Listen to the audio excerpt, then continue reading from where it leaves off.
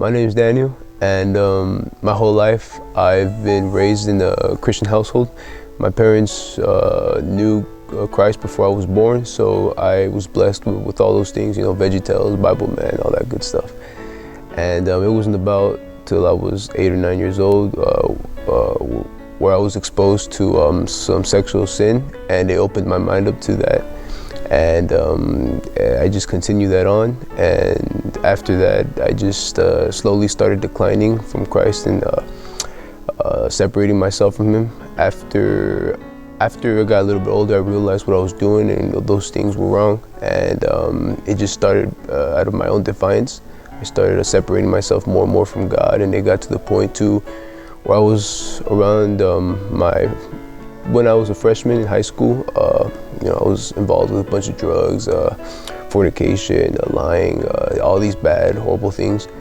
And I remember my sophomore year, I made a declaration, religious declaration to Christ, and I said I would stop doing all these things, but I continued doing the same old things.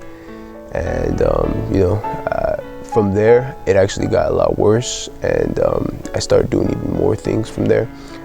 And it wasn't until recently, a little after my senior year of high school, I started noticing all these different things. I lost some friends, and it woke me up to the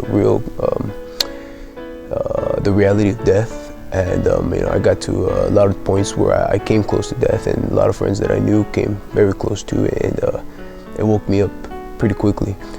And I remember it was a couple months ago. I was in the kitchen with my mom, and I just couldn't take it anymore. I told her, I really did want to help my friends, but nothing I did by myself would ever help them. And the only way I could truly help these people that I care about was with Christ.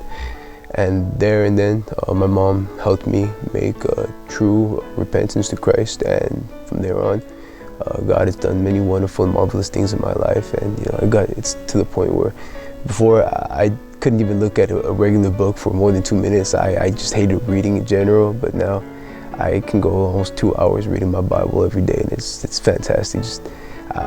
Sometimes I hated coming to church. I didn't like being here. Now I want to be here more than 4 times a week. If I could, I'd be here every day, but sometimes there's no services.